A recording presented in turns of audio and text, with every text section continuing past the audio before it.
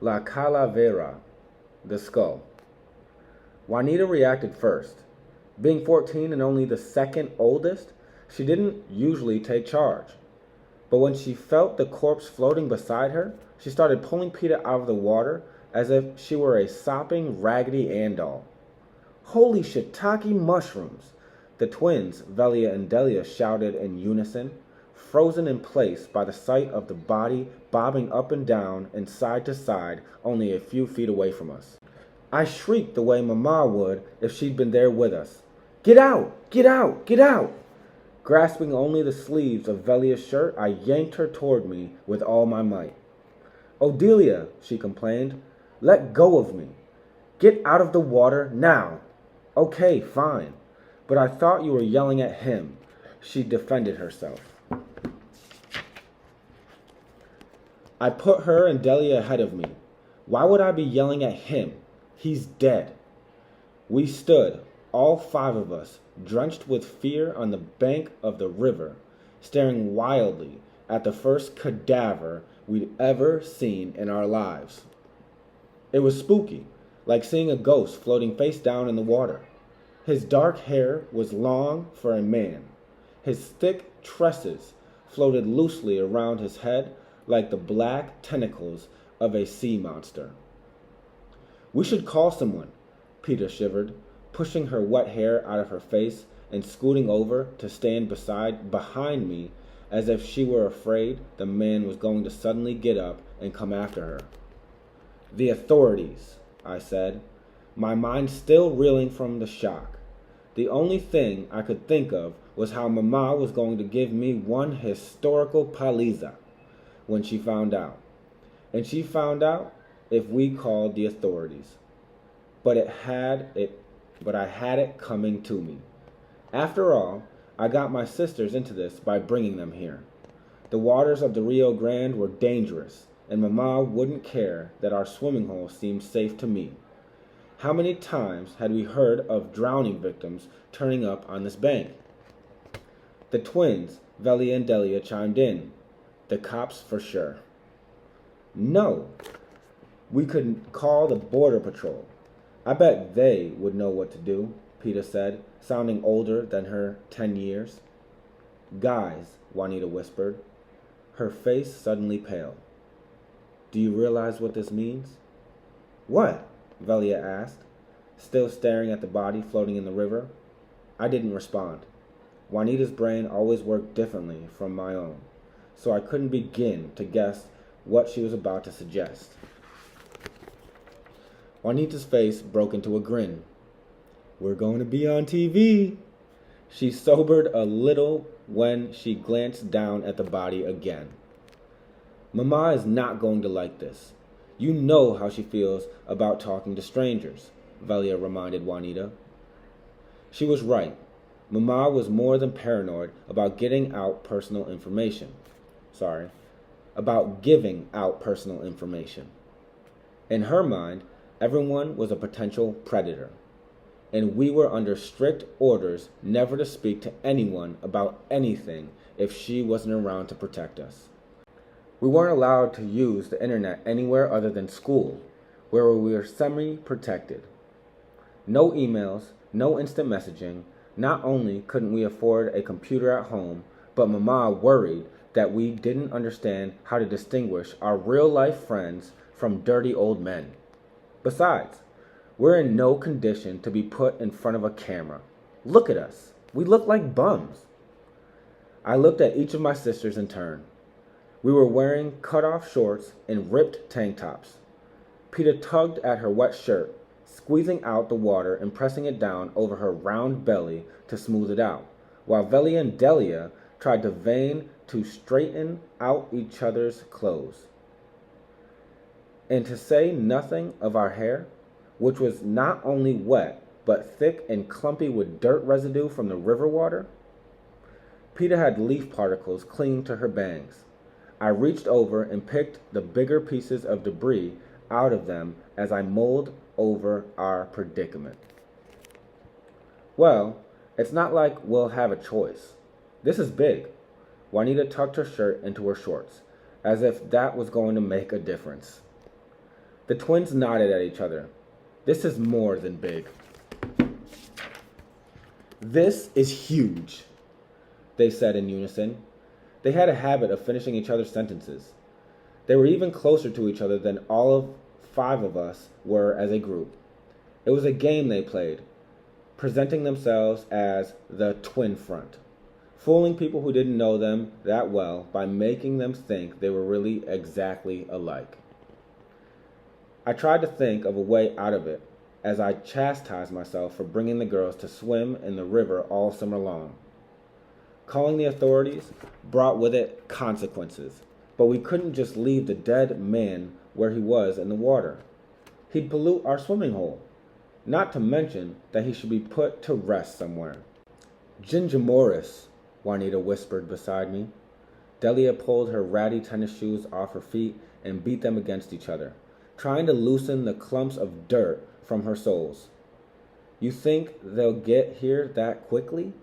Like, right away? Can't we go home and change before we call them? I don't know about you, but I want to look my best for my first ever television appearance. No, we can't, I said, looking at the twins. They were the pretty ones, with their long honey brown hair, hazel eyes, and perfect smiles. They had nothing to worry about. They didn't look as pretty right now, after a day swimming in the river, but it didn't matter. The camera would love them, no matter what they were wearing or how disheveled their hair had become. Not me. Like Juanita, I was big-boned, dark-bronzed from being out in the sun every day, and homely as a ginger snap. Juanita undid her droopy ponytail and tried to comb her wet hair with her fingers. This isn't a movie set, and you're not starlets yet, she reminded the twins, who had aspirations of someday making it to Hollywood. This is about him, not us. That's right. This is real life, and that's a real dead man in there. I pointed to the river. What if bringing an investigation here meant no more swimming? Whoever we call is going to want to interrogate us. The cops, the border patrol, everyone's going to want to know how and when and where we found him. And that's when the news people get involved. Velia looked at her twin sister for validation, not grasping the full meaning of what I was getting at. But we're filthy. My shorts are ripped. See? We can't be seen on TV looking like this. What will people think? Delia put her hand on her twin's shoulder. They'll think we're poor and that our father has abandoned us, she stated sarcastically. The painful truth set off my sisters. Suddenly, everyone was talking at once. Peter's voice cut through us all, saying aloud the one thing that worried us more than Mama finding out about this. Do you think Papa will see us? On television? Peter asked, biting the inside of her lip. I hope we don't embarrass him. I couldn't help but wonder myself what Papa would do if he saw us. Would he feel sorry for us? Would it make him come back? It'll be fine, Juanita assured her. Here, let me fix your hair. As Juanita used her fingers to scrape back Peter's hair and resecure its braid, I thought about where our father might be now. We didn't know if he even watches the news, I reminded them. The truth is, we don't know much about him nowadays. Not where he's living, where his band is performing, or why he hasn't called or come home in almost a year. Well, if he does watch the news, he should be embarrassed, Juanita retorted through the ponytail holder clenched between her teeth. Leaving without saying goodbye? I don't know why I'm even surprised. She spat out the rubber band and bound up the bottom of Peter's braid. Did you know that 70% of men aren't as attached to their female children as they are to their sons? It's true. I read it somewhere. Delia let out an exaggerated sigh and rolled her eyes. Can't you ever talk like a real person? I'm tired of listening to you quote stupid stuff. If you two taradas are done arguing, we need to go home and change before going up to customs, Velia said, taking the focus away from Papa and back to the situation at hand. The body was still floating gently in the same place. The way the current worked here, once something floated into an eddy, it had to be pushed out again. Juanita smacked Delia in the back of the head, then pushed her away.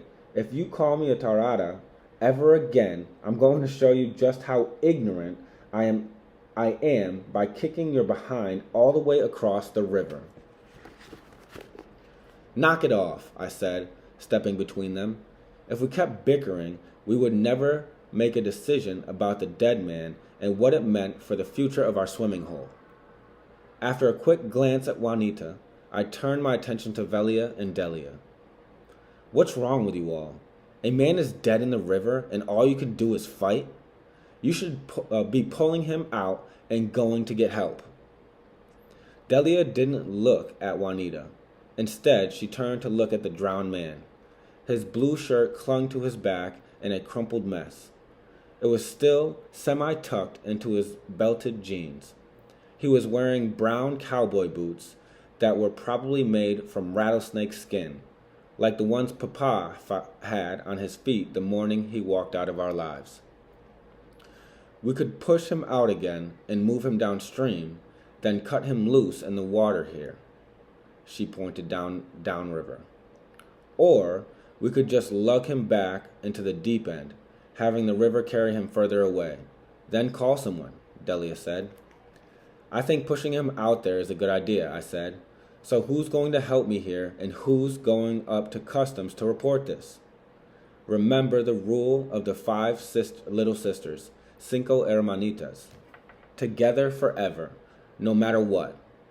No one's allowed to go off on their own, so we'll travel in packs.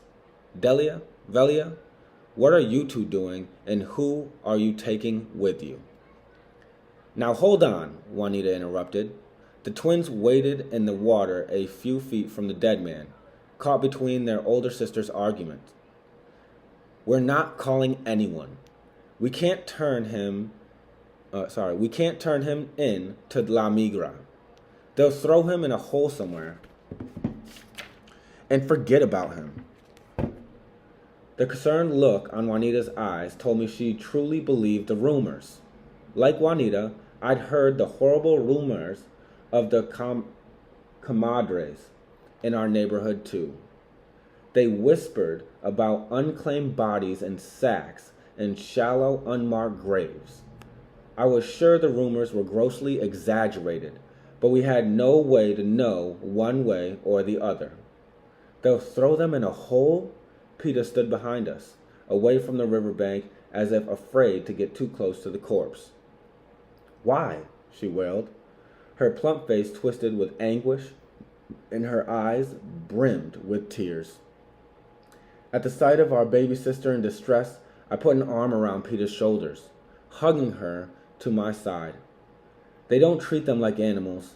They bury them, I corrected, trying not to scare her and more than she already was. Maybe we should just let them do that, Velia said, inching back towards the shore. I'd rather not touch a dead body if I don't have to. She didn't come out of the water, though.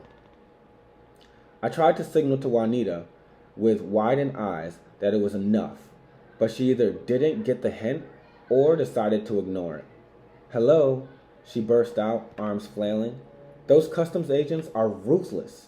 To them, illegals are no better than stray dogs. They'd shoot them before they'd help them. You're so full of it, I said, shaking my head. Customs agents are government workers. They have to take care of the bodies they find. Shows how much you know, Juanita mumbled, looking at the dead man floating in the front of her. And what makes you such an expert? I demanded, still hugging Pita.